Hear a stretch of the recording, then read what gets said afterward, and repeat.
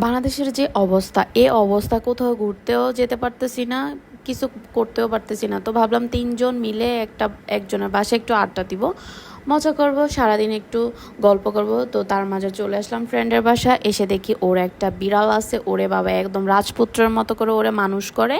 তো এইদিকে ওকে আমি একটু আদর করতে চাইছিলাম, কিন্তু ভয়ও পাচ্ছিলাম। ওরে বাবা লাস্টে আমি এত ভয় পেয়েছি, ওকে আমি একদম চিৎকার দিয়ে ছেড়ে দিয়েছিলাম। কিন্তু আমার ছেলে আমাকে বলতেছে এত ভয় পাচ্ছ কেন। তার মাঝে ও আমাকে বলতেছে যে আমার অনেক খিদা লাগছে, আমাকে একটু ফ্রেঞ্চ ফ্রাই করে দাও। তো আমি ভাবলাম ও যেহেতু আমার ফ্রেন্ড যেহেতু বিজি, তো আমি নিজে ওর জন্য আমার ছেলের জন্য ফ্রেঞ্চ ফ্রাই করে এদিকে ফ্রেঞ্চ ফ্রাই করার জন্য আমি আলু কেটে নিয়েছিলাম, কিন্তু আলুটা এত মোটা করে কাটছিলাম। যাই হোক, সবাই বলছিল যে আমি নাকি বাসায় কাজ করি, আমার ফ্রেন্ড বলছিল আর কি যে তুই না বাসায় কাজ করো, যেটা এরকম মোটা করে কাটছিলি কেন। তো আমি বললাম যাই হোক কোনো ব্যাপার না। পরে কাটলাম, কাটার পর চুলাটা দেখি চুলাটার মধ্যে গ্যাসই নাই।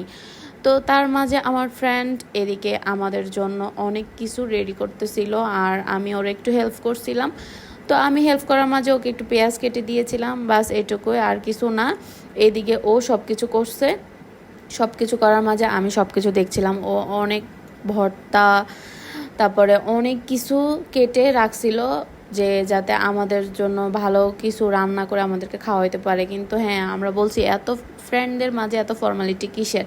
তো এইদিকে আমার ছেলের ফ্রেঞ্চ ফ্রাই করা হয়ে গেছে, তো এইদিকে আমি নিয়ে নিলাম, এই ফ্রেঞ্চ ফ্রাই ভাজা হয়ে গেছে, আর এদিকে একটু সস নিয়ে নিলাম, ওকে দিয়ে দিলাম খেতে। কিন্তু ও খাওয়ার আগে আমি খাওয়া শুরু করে দিয়েছি। তো যাই হোক কোনো ব্যাপার না। আর এইদিকে আমার ফ্রেন্ড মাংসগুলো রান্নার জন্য সব কিছু আগে থেকেই মিক্স করে রাখছিল। তো আমি একটু দেখছিলাম, একটু ওইদিকে যাচ্ছিলাম ঘোরাঘুরি করে, এরপরে একটু একটু করে ক্লিপ নিচ্ছিলাম। তার মাঝে চলে আসলাম ওর সাথে একটু ভিডিও করার জন্য। আমি ভাবলাম যে দেখি সুন্দরী তুমি একটু ক্যামেরার সামনে আসো। ও আমাকে বলতেছে আমি আসবো না, কারণ আমাকে বিশ্রী লাগতেছে, অনেক কাজ করছে। আমি কই না, তুমি তো এমনি কিউট, এমনিতেই সুন্দর, আর তার উপর আগুনের মাঝে আরও লাল হয়ে গেছো, তো কত কষ্ট করতেছে আমাদের জন্য। যাই হোক, তবে রান্নাগুলো অনেক মজা হয়েছিল।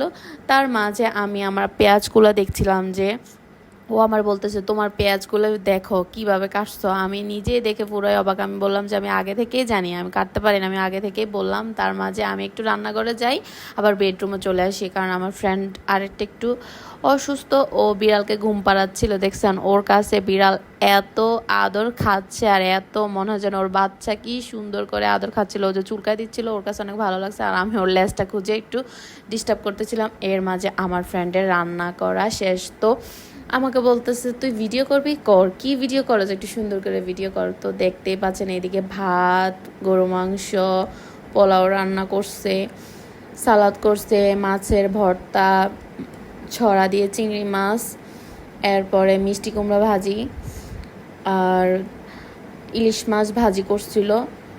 অনেক আইটেম, অনেক আইটেম। আমার কাছে এত বেশি ভালো লাগছে ভর্তাটা, এই যে এটা মরিচ ভর্তা, এদিকে সালাদ, ওইদিকে কাঁচামরিচ রাখছিল, ডিম, মানে এত মজা লাগছিল। আর আমার ফ্রেন্ড অনেক মজা করে রান্না করতে পারে। আর এদিকে ও রাজপুত্রটা দেখছেন কি সুন্দর করে ঘুমাচ্ছে, আমার এত ভালো লাগছে। আমি ভাবলাম যে ওরে বাবা, ওরা বলতেছে লাইট দিও না, ডিস্টার্ব করো না, ওরে তো এত ডিস্টার্ব করছি। রাজপুত্রই এত ঘাট তেরা আমার ছেলের সাথে দুষ্টামি করতেছে, দেখতে পাচ্ছেন। এখন আমার ছেলে একটা দিব, ও একটা দিবে, এত ফাজিল। আর আমার কাছে বিষয়টা অনেক ভালো লাগছে, আমি অনেক এনজয় করছি। তো আশা করি আপনাদের কাছেও ভালো লাগবে। তার শেষে সব শেষে ফ্রেন্ডরা মিলে একটু আড্ডা দিলাম, চা খেলাম, তারপরে বাসা থেকে বের হয়ে গেলাম। আজকে এই পর্যন্তই। সবাই আমাদের জন্য দোয়া করবেন। আল্লাহ হাফেজ।